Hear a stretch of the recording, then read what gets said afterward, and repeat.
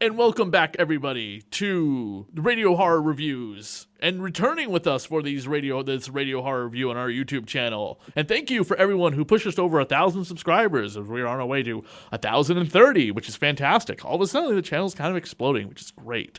We have The Blonde in Front of Fear with the brand new movie based on the Stephen King novel, the third film of the series, Pet Sematary 2019. Well, hello, creeps and crawlies. Yes, I'm here to talk to you about Pet Sematary 2019, directed by Kevin Kolsch and Dennis Widmeyer, written by Matt Greenberg and Jeff Bueller, based on the Stephen King book from 1983. There will probably be some spoilers in this review, just to give you a heads up. So, if you have not seen this film, remember, spoiler, spoiler, spoiler. I'm not going to tell you where it's going to be, but there will be spoiler. First, I'm going to tell you what I thought of this film and then do the comparison to the 1989 film.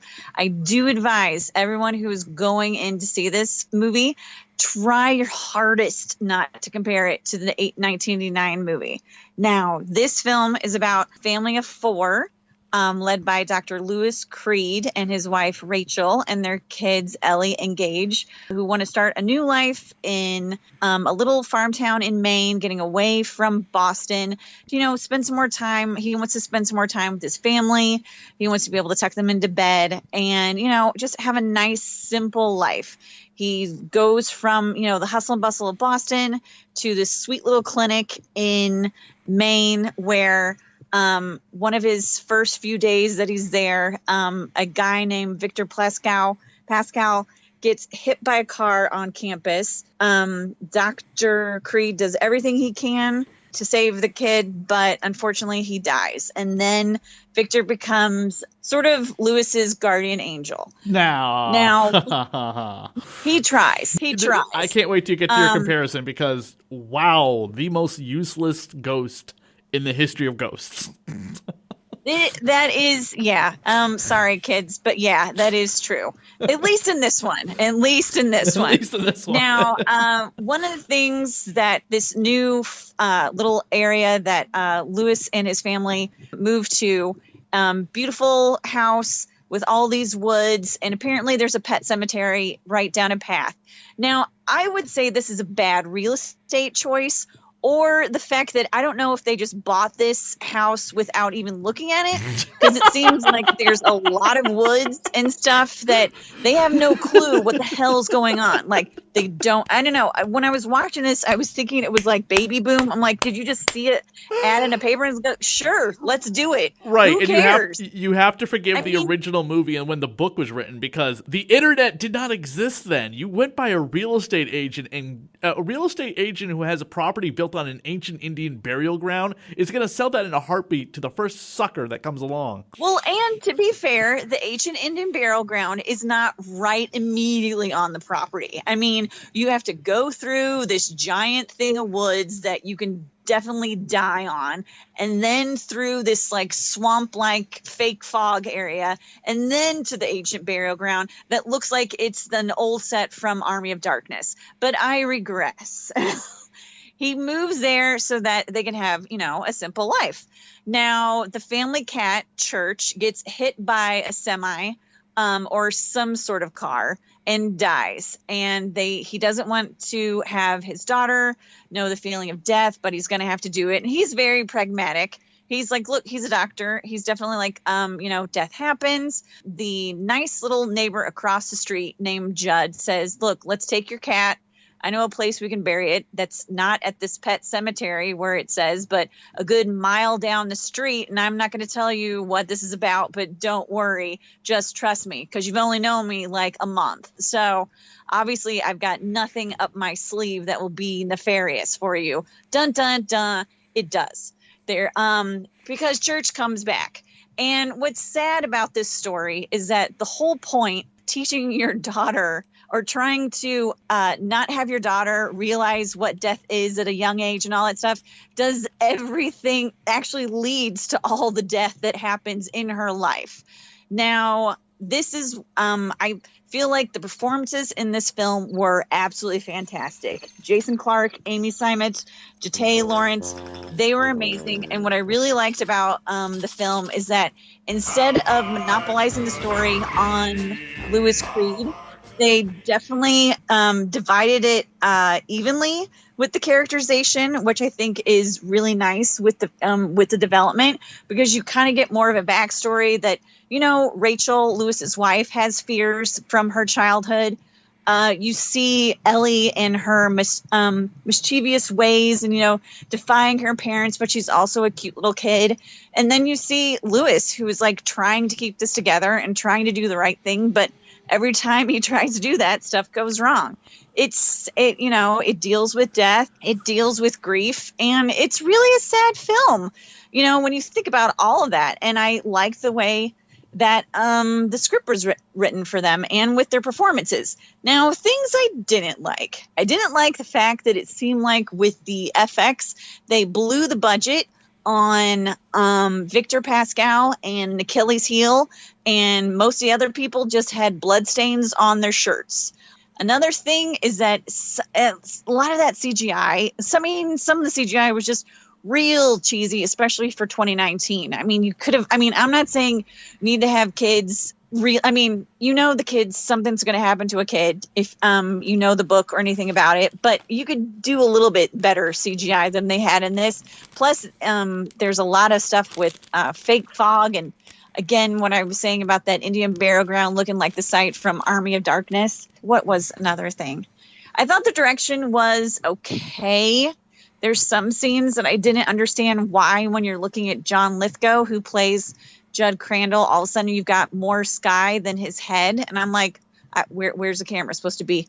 But I do like the way the production design was meant. I like the pacing of the film, and I actually wish they would have done it a little bit longer to get a little bit more of the grief that the family was talking about.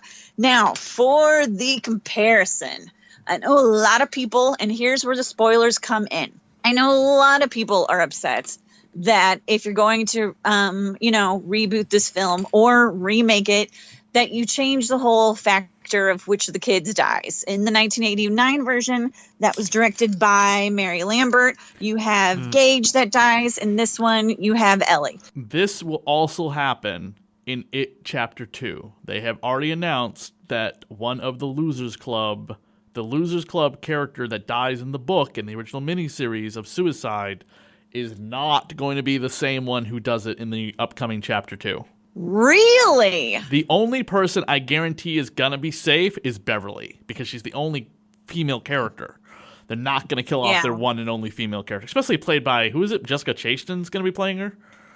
Yeah, Jessica Chastain. Jessica Chastain is going to be playing her, and they're not going to kill her off. Uh-huh. And they're not going to kill off the guy that summons them all back, the African-American character. So they're the only two characters that remain safe. I would say they're not going to kill off James McAvoy, at least not in the beginning. Maybe. You never know. Miko Hughes was 27 months when he filmed Pet Sematary. And as much as you stage moms want to think that, or anyone thinks that they should have kept Gage being the one who, met his demise. No offense, but that's a once in a generation actor that you're going to find for a not even 2.5-year-old who can do that stuff. Have you seen 2-year-olds? It's not easy to do anything with them. It's hard enough to put their shoes on, let alone put them in makeup every single day. I, for one, when I heard about that, I tried to stay away from all of the trailers, because that is my biggest problem with this film, is that the one trailer, gives away, what happens. The freaking second trailer that I saw that came out on Monday, that just made me so irate, because it gave away scenes that you just didn't. I don't understand what they're doing. Just stop giving away the whole damn movie. Like, I can probably understand why so many people liked it at South by Southwest, because you knew nothing. This had just blown away everything of any revelation or all this stuff besides the ending. What's funny? Real quick. What's really funny is Uh-huh. that another movie comes out this same weekend as Pet Sematary, big box office movie, Shazam, otherwise known as DC's version of Captain Marvel. And there is a big thing that happens in this movie towards the end that no trailer, commercial, television spot, whatever, revealed to anybody, and fans went nuts when they saw it. Oh yeah. And I'm And not going to that's the reveal what it thing, is. like- I'm not going to reveal what it is now because we're not going to review Shazam. But there's a huge thing that happens. If you are a fan of DC's Captain Marvel and DC comic books in general, big thing happens in this movie that's a big turning point for the epic battle that happened. The big third part villain act. Awesome. Blew my mind. I was on my feet cheering because I'm a fan of that character.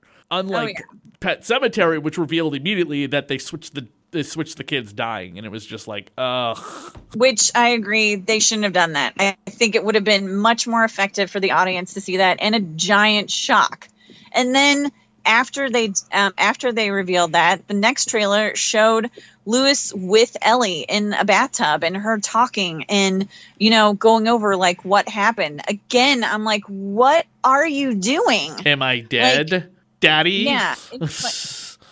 And the thing is that with the 1989 version, honestly, watching the 2019 and thinking about the 1989 version, I never realized it until I saw this film, how overdramatic the acting was in the 1989 version. It really is. But there's also the fact that you've got Victor Pascal in the 1989 version, who is a much better realization of, trying to warn Lewis not to do things to save his life, like he tried to save Victor's. And I don't know, I felt like he was definitely more of a character than this 2019 version. Also, there's the fact that Victor got hit by a car on campus and his freaking head was blown wide open with his brain coming out.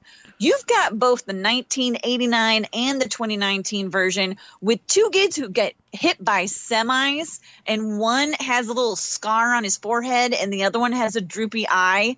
I mean, come on. Those kids would have been like crushed. Well, there actually, could have been a little bit more CGI or practical effects for either child. in the original, Gage is decapitated. And we actually see when the coffin tips over, when Dad and Grandpa have a fight, which, by the way, Dad and Grandpa's relationship is non-existent in this movie whatsoever, other than one quick, like, yeah, I hate you for what you did, whatever, and that's it. That's just it. There's no interaction between those two characters whatsoever. And there's the original. There's a lot of, like, history between Grandpa and Dad. Just like the relationship between Dad and Jed doesn't exist in this movie at all. I mean, Jed has a relationship with Ellie, which was like, okay, whatever. He's a kind next door old neighbor or whatever. But I still prefer that bonding that Dad had with Jed, over beers and talking about the Pet Sematary. Oh yeah, that's a story. That's a story for another time. Oh yeah. Well, and that's the thing. The in-law, they didn't even exchange words in this one at all. All right. In this one, the father-in-law glared, but then that's it. And actually, I kind of like that they didn't have that side story because they didn't expand on it, so that was fine. Yeah. But one of the things they expanded on, I think, too much was the part of Zelda. Oh, now, yeah. I wish they would have kept it with Rachel showing, like, what she had to do as a kid, which, again, aka bad parenting. Why do you have a child doing stuff for their sister like this? Like that, she should never have been alone. And in the first one, you have that glimpse of Zelda, which was a lifetime of nightmare fuel. In this one, I mean, oh yeah, actually with the special effects, I guess they did do a lot of stuff with Zelda in this, but it was too much. Yeah. I think less is more would have been much more effective with Zelda, but keep the whole thing about Rachel and like how this has affected her throughout her life. Like, I did like that. The other thing with the comparison, what kind of hospital did Lewis Creed work at in this second one compared to the first one? In the first one, I mean, you had a whole staff that was trying to help Victor out. In this one, I mean, you had 3 people that were trying to find blood somewhere in the clinic, and Lewis is all by himself. I even wrote down in my notes, like, this is the worst hospital staff I've ever seen in a film. It's a small thing, but it's like, what? one of the things about the 2019 version is that they are counting on people to have watched the 1989 film. Like, they do certain things, like when Judd is in his house, they almost do that like scene for scene. He finally meets his demise, and there's a part where he's about to get something done to him, and then they twist it and they turn it, and it's like, oh, you sons of I see what you did there. That's funny. And the same thing with in the highway, or not even the highway, the paved road. Like, you see Gage running towards the road. Again, what kind of parents are raising their kids that you've got 2 kids in the road? What are you doing? You got a 2-year-old that's running toward the road, and then you've got a 9-year-old or whatever. Oh yeah, she's 9. Who's in the road already? It's like, what are you kids doing? Don't teach your kids to play in the road. But they do that twist and stuff. Which also, I wish they would have shown that. Also, there's in the trailer. There's no plot line with the maid either. The maid who hangs herself, where we get the the funeral scene with Stephen King as the minister. Yeah, I don't recall the maid at all. Someone else had mentioned that too. Was that in the first one? That is in the first. That's a plot point. They have a live-in maid, and then she hangs herself, and then they go to a funeral. Stephen King. This is Stephen King's cameo where he's playing the priest at the funeral, and the maid was played by Susan Blumart, who's best known as Mr. Kaplan in the Blacklist currently. Yeah, I do not recall the maid at all in the first one. I completely don't recall that at all, seeing that in the first one. I mean, it's been a while, but I know someone else had pointed that out. I'm like, that must have completely skipped my mind, because I don't recall that. What we this is the longest review we've done.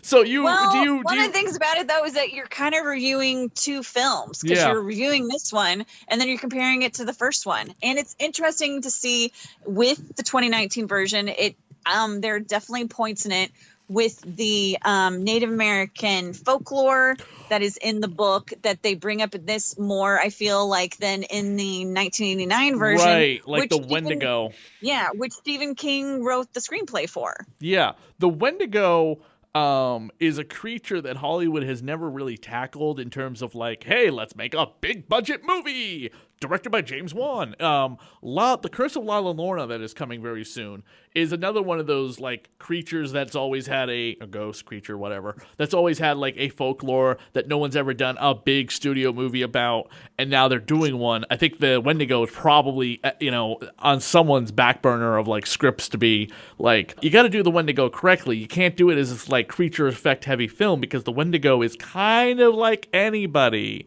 You can be the Wendigo. I can be the Wendigo. The Wendigo's like Hannibal Lecter in a way, but he's not like a giant 7-foot tall Groot-looking thing that they like. It appears like in this movie. I mean, it looks like a giant tree thing with a skull mask. I do like this film. I give it a cheers. Was it a perfect film? No, not by any means. There are a number of things that I would have kind of grown more. I feel like they should have focused more on Lewis's grief, and I think they should have cut a lot of stuff with Zelda, especially since I never even got the point of what she was suffering from. I knew it was obviously something with her back, but I thought this was a movie that you should see with great performances. So I give it a cheers to Fear. And that is all from The Blonde in Front of Fear.